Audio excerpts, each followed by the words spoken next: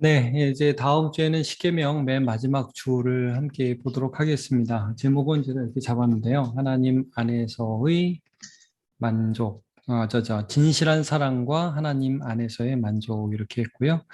출애굽기 20장 16절과 17절 뭐 두 절인데 또 이 말씀을 통해서 또 하나님께서 이제 십계명 통해서 쭉 그 뜻을 이제 말씀해 주셨고 마지막이잖아요. 이제 그걸 좀 살펴보면서 정리하는 시간이 됐으면 좋겠어요.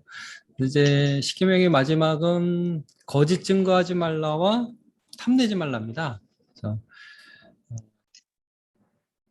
네, 자, 그래서 내 이웃에 대하여 거짓 증거하지 말라. 내 이웃의 집을 탐내지 말라. 내 이웃의 아내나 그의 남종이나 그의 여종이나 그의 소나 그의 낙이나 무릇 그 내 이웃의 소유를 탐내지 말라. 이렇게 되는데 이 부분을 좀 보도록 할게요. 이제 뭐 중심을 세운 다음에 그 다음에 하나님의 권위를 인정하고 구체적으로 오늘 설교에서 이제 살펴본 게 살인하지 말라, 간음하지 말라, 그 다음에 도둑질하지 말라인데 이제 다음 주에는 이제 거짓 증거라는 부분들, 그 다음에 탐내지 말라. 좀 독특하죠?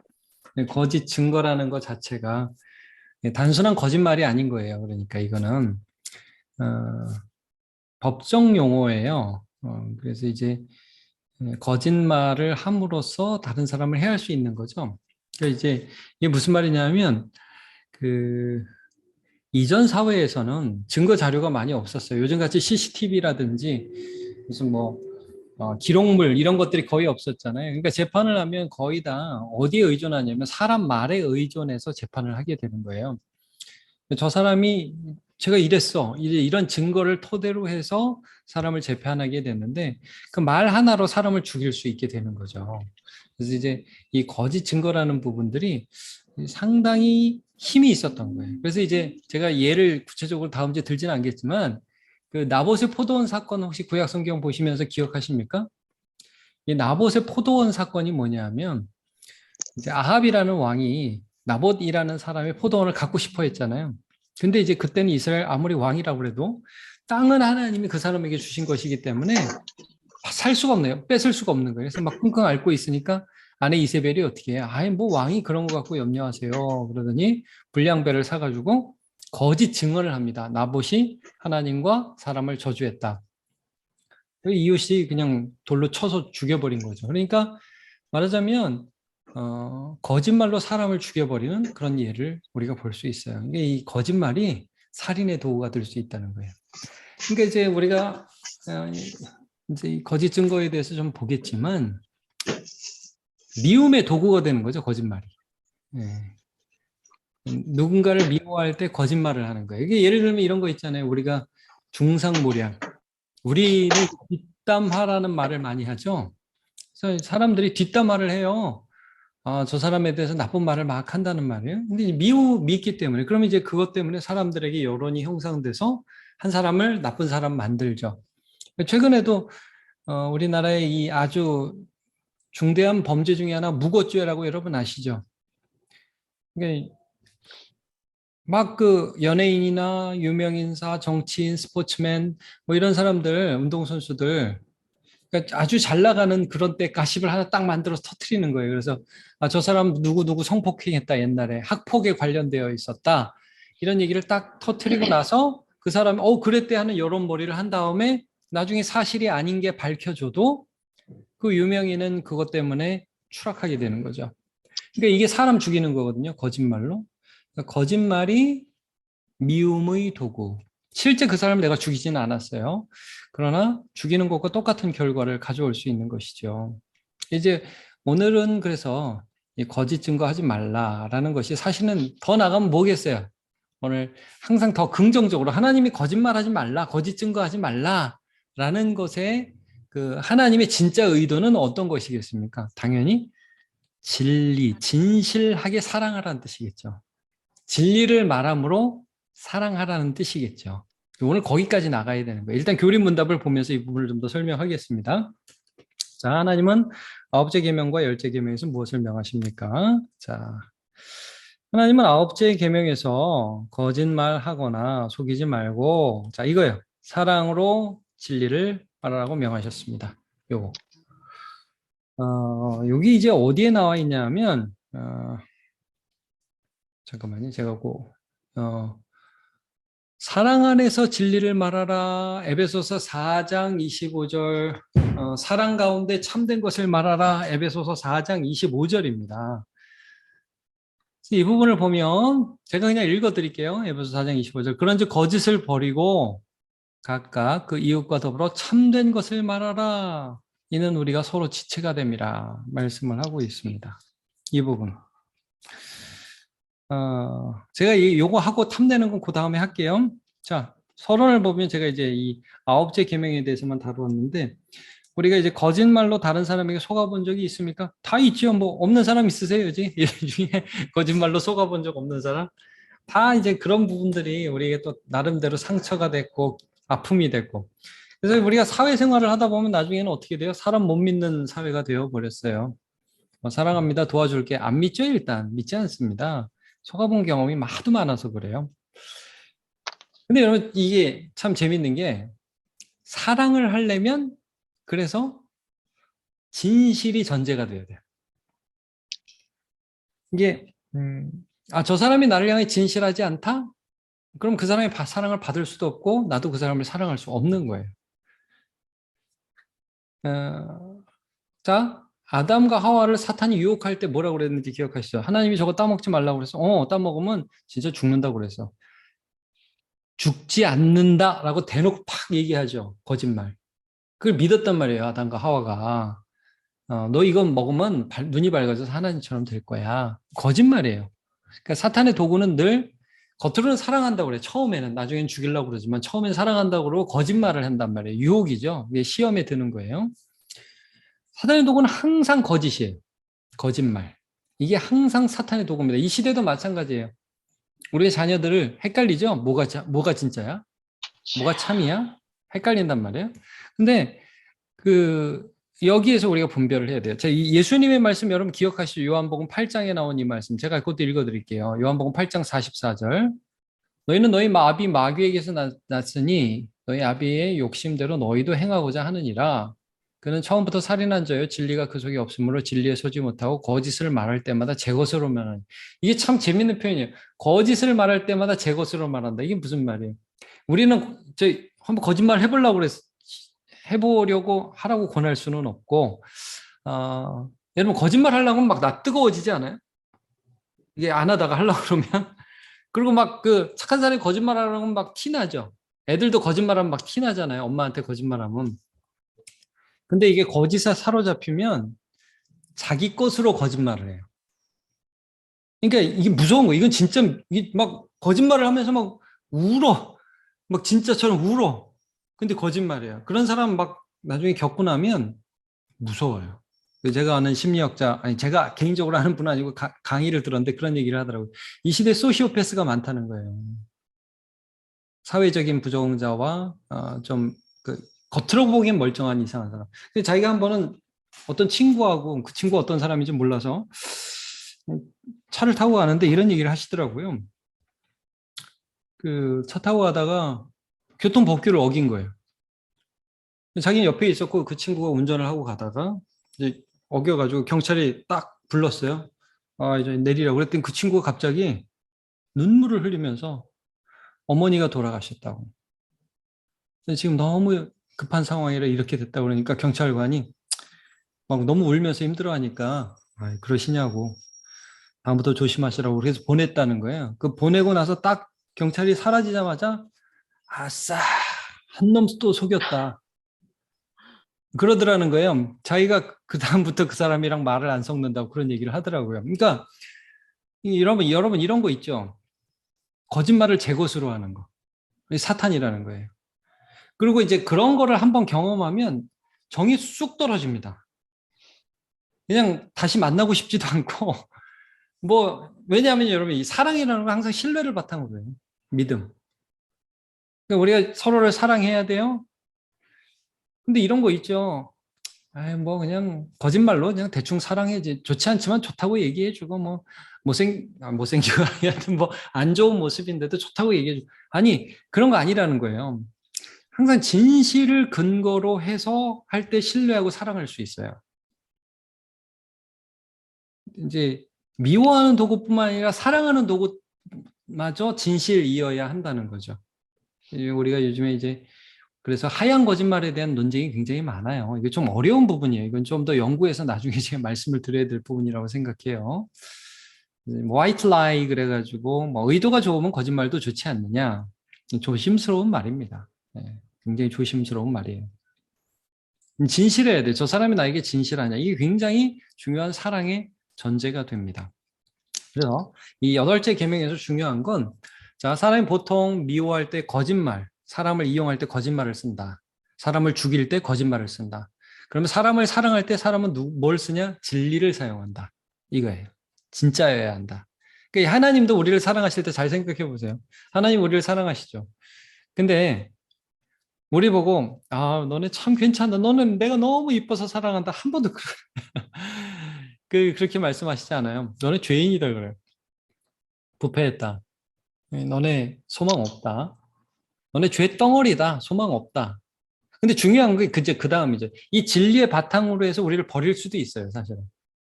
그런데 이 진리의 바탕으로 해서 십자가로 우리를 사랑하셨어요. 그러니까 우리가 그분을 신뢰하는, 그분을 믿는 거죠. 믿을 수밖에 없죠. 왜? 우리가 죄인인 걸 아시거든요. 이게 우리도 모르는 진리, 사실을 말씀해 주신 거예요. 근데 그 사실을 바탕으로 해서 우리를 버릴 수도 있어요. 근데 우리를 사랑하셨다고. 그래서 우리가 그분을 믿죠. 그러니까 사랑의 전제는 항상 진실이다. 진실해야 된다. 그러니까 저는 이제 요즘에 이 진실이 큰 이슈가 되기 때문에 진짜냐가 너무 중요한 거예요. 저 이제 설교 시간에 그 얘기는 안 하겠지만 구찌, 여러분 구찌 아시죠? 유명한 패션 브랜드 구찌가 2018년도에 그 상하이에서 그 패션쇼 할 때 이런 로고를 슬로건으로 내걸었어요. I copy, therefore I am. 이게 무슨 말이냐면 나는 베낀다, 그러므로 존재한다. 이게 나는 생각한다, 고로 존재한다. 데카르트 그 말을 인용한 건데 그러니까 우리도 베낀다 이거예요. 그러니까 사람들이 되게 좋아했어요. 쟤 솔직하다. 이제 이게 젊은 트렌드가 되었거든요. 그래서 이제 요즘에는 그냥 솔직한 거예요. 근데 우리 신앙에는 좀 이건 분별해야 돼요. 솔직한 거고 뻔뻔한 건 다른 거예요. 예, 솔직한 거하고 뻔뻔한 건 다른 거예요. 그러니까 하나님은 진실하지만 그 진실을 기초로 해서 헌신하셨어요. 사랑하셨어요. 근데 요즘에 그냥 솔직하기만 하면 나 뭐 그거 하고 싶어서 했어. 뭐 나 사람 죽이고 싶어서 죽였어. 뭐 이런 거 아니에요? 옛날에 제가 아는 목사님은 청소년들이 길거리에서 담배 피면 어, 그러니까 길거리가 아니라 수련회 가서 그 수련회 장소 앞에서 담배 피면 머리 끄댕이 잡고 가서 몰래 피워 그랬다고 그래요. 이거 너무 당당한 거 아니야. 창피한 줄 알아야 돼. 어. 그만큼 이게 요즘엔 이 솔직함에 대한 태도 이런 것들이 참 잘 정립이 필요해요. 솔직한 건 너무 중요해요. 근데 그 솔직함을 가지고 사랑하고 진실하게 헌신하고 이런 것들이 필요한 거죠. 그러니까 자 정리하면 이런 겁니다. 어, 사람은 거짓말로 사람 죽여요. 이거 안 좋다 이게. 그럼 진실함으로 사랑해야 돼요. 진실함, 솔직함만 가지고는 안 돼요. 진실함은 사랑의 도구가 될 때 아름답다는 거죠. 네, 그런 부분들을 우리가 좀 정리해 보면 좋을 것 같아요. 예수님도 그러셨고요. 자, 1번 문제 보겠습니다. 그래 서로는 거짓말로 속아본 적이 있습니까? 진실한 충고와 헌신으로 나를 사랑해 준 분이 계십니까? 네. 아프면 아픈 대로, 힘들면 힘든 대로. 그게 사랑이죠.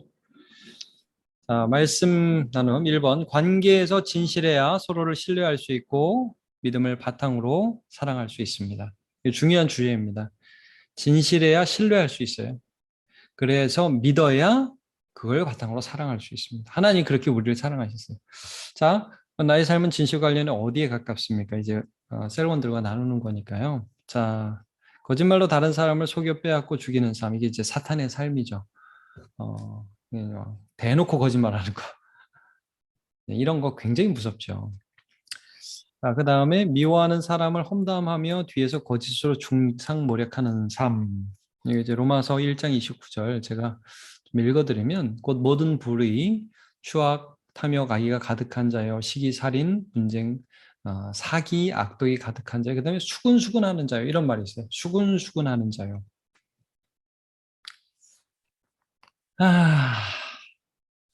참 이게 힘들어요.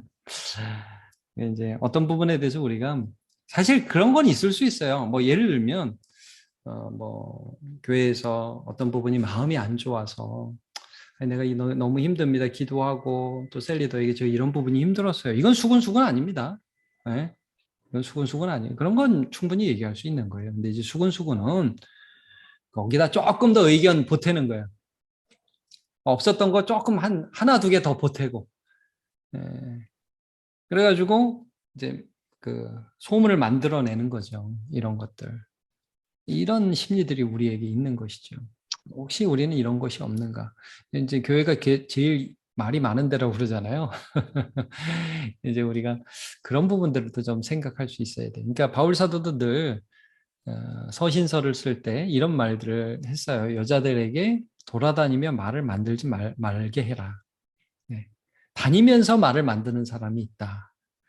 특별히 여자들을 좀 지목하기는 했어요. 이제 그런 부분들에 이제 여자분들이 더 이제 말들을 잘하시고 또 긍정적으로 쓰임 받을 분들 굉장히 많이 있어요. 그러나 조심은 해야 된다는 거죠. 말에 의해서.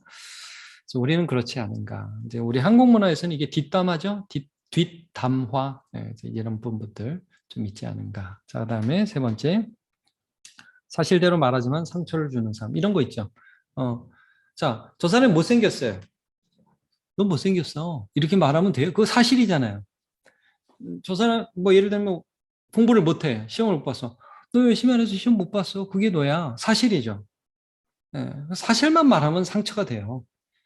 근데 자, 너가 열심히 공부를 못해서 이번에는 이 시험이 잘 안 나왔지만 나 기도할게. 너 도와줄게. 어떻게 할까? 이러면 이제 진실 안에서 사랑이 되는 거잖아요. 그렇죠? 어떤 사람이 정말 못생겼다는 말은 좀 이해해서 빼는 게 좋겠네요. 하여튼 뭐 어려움이 당했어. 그 사람이 실수했어. 야, 너 네가 잘못한 건 맞아. 그거는 우리 아파하자. 그건 있어야 돼. 근데 자 이제 회개하고 너 앞으로 잘 살고 싶지? 내가 너 손 잡아줄게. 도와줄게. 여러분 이게 진실 안에서 사랑이거든요. 자, 그래서 그냥 사실대로 말하면서 그냥 상처만 주는 삶 거기서 그치지 않느냐?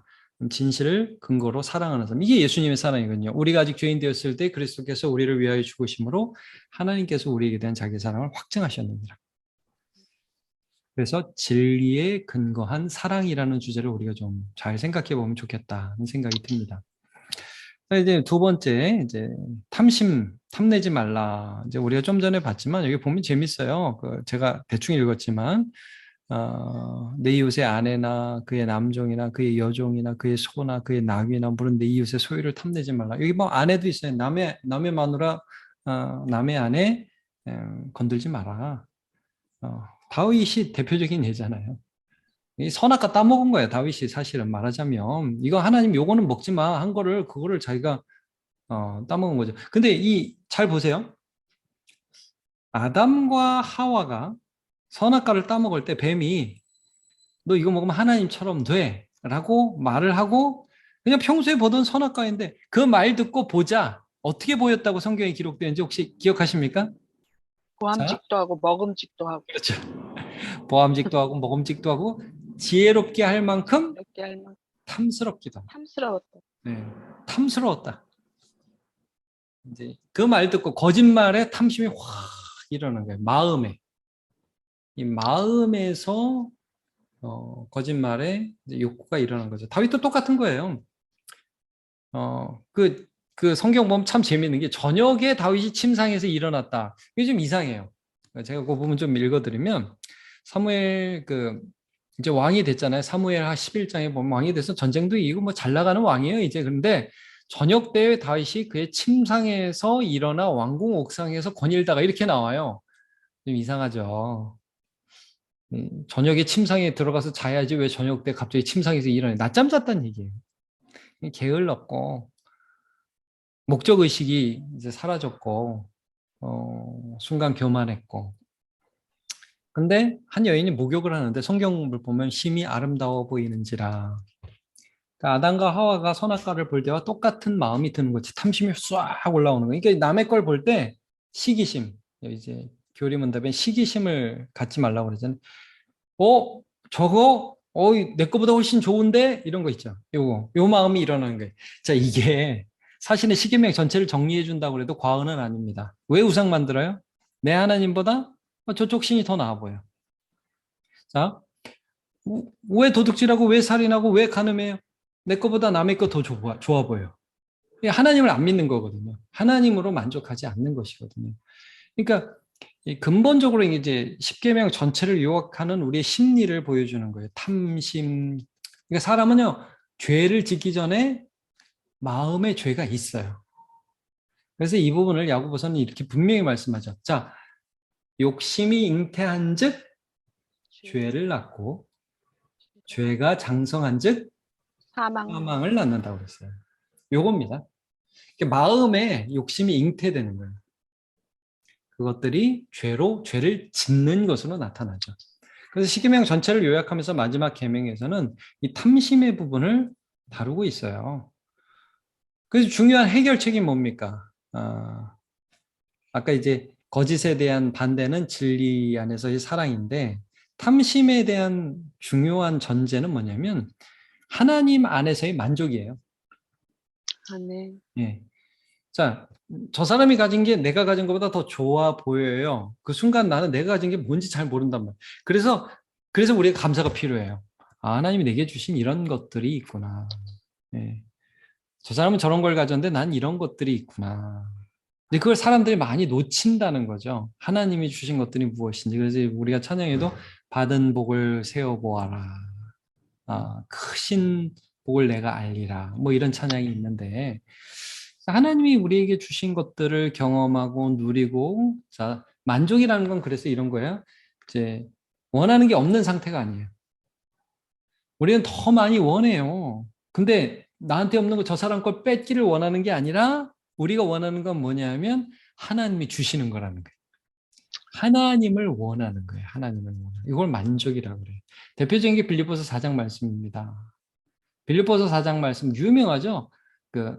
내게 능력 주시는 자 안에서 내가 모든 것을 할 수 있느니라.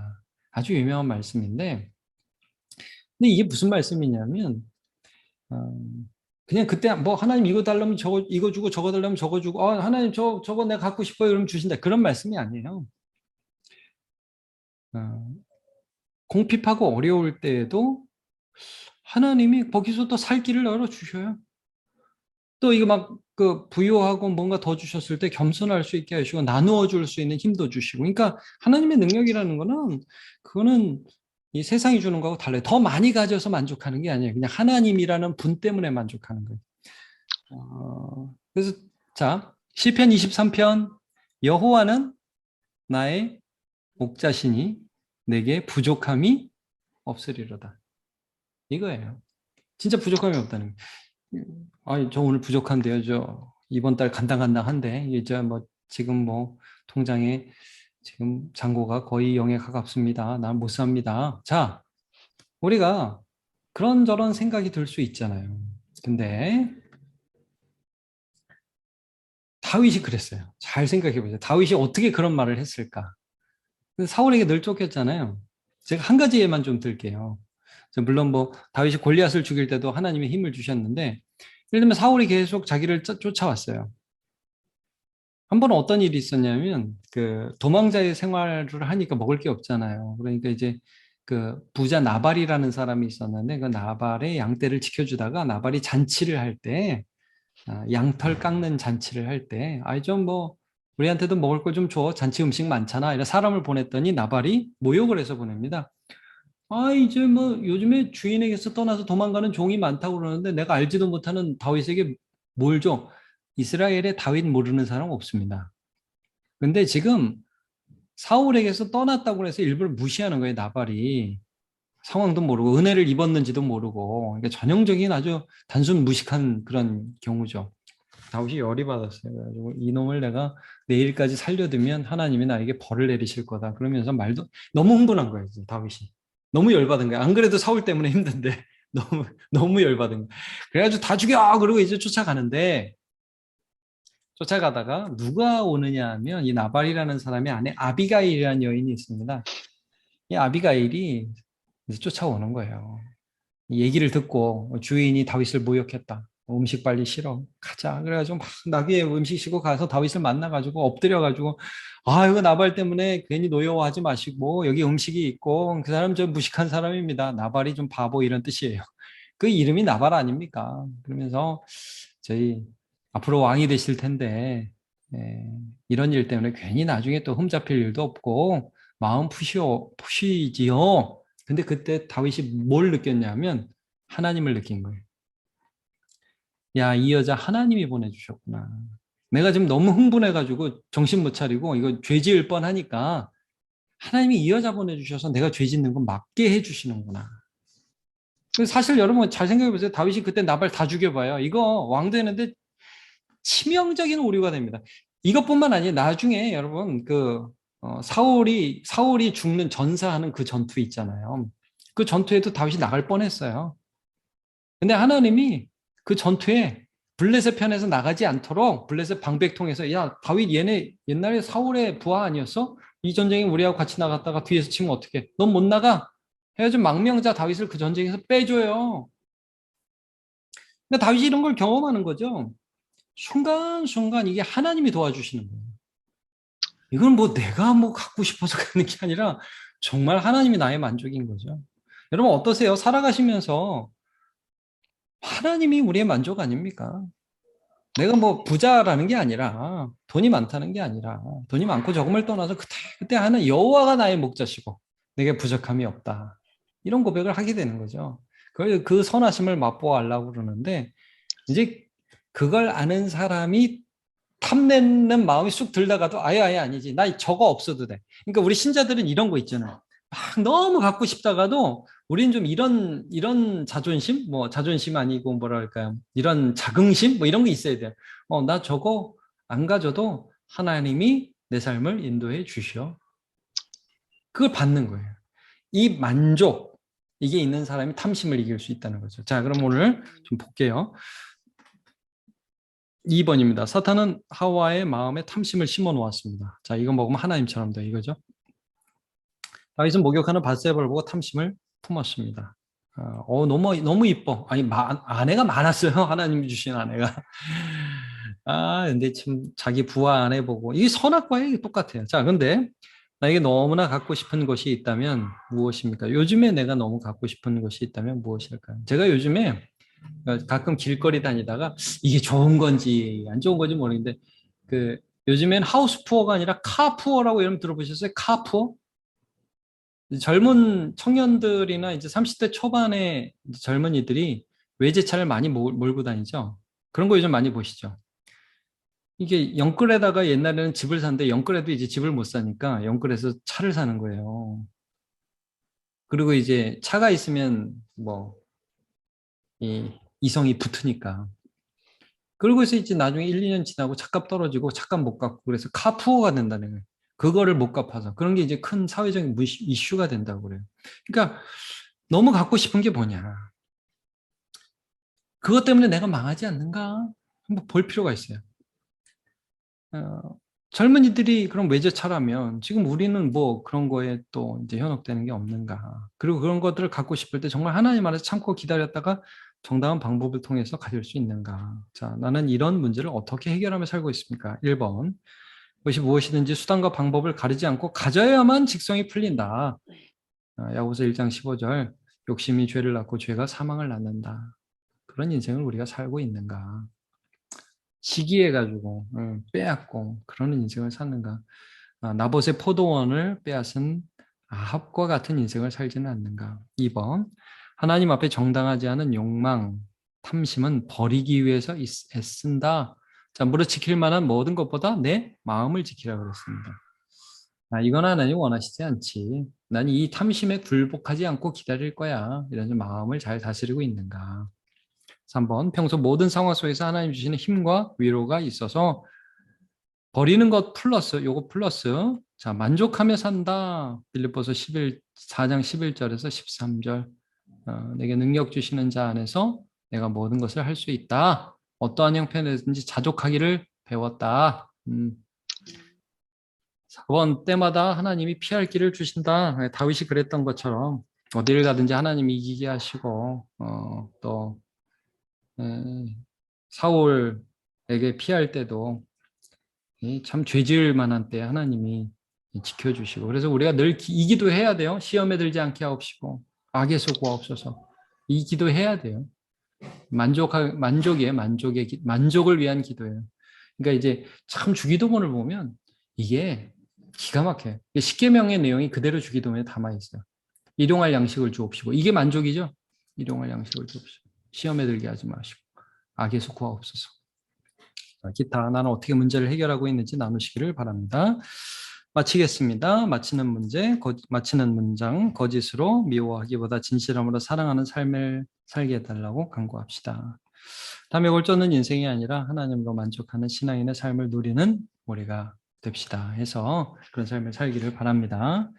제가 기도하고 오늘 마무리할게요. 하나님 감사합니다. 오늘 우리가 함께 다음 주에 나눌 십계명 마지막 부분 2계명을 살펴보았습니다. 하나님 거짓 증거하지 말라고 했습니다. 미움으로 사람 죽이는 그래서 거짓말을 사용하는 인생이 아니라 진실함으로 사랑하는 인생 살게 해주옵소서. 또 우리가 살아갈 때에 우리 속에 자꾸 탐심이 들고 남이 부럽고 시기가 되고 내가 있는 것보다 남이 가진 것이 더 집중이 돼서 보일 때가 많은데 하나님 순간순간 하나님을 경험하고 하나님이 주시는 피할 길, 은혜, 위로, 만족 이런 것에 만족하고 더 많이 하나님을 갈망하는 삶을 살아갈 수 있도록 은혜 내려 주시옵소서. 감사드리고 예수님의 이름으로 기도합니다. 아멘.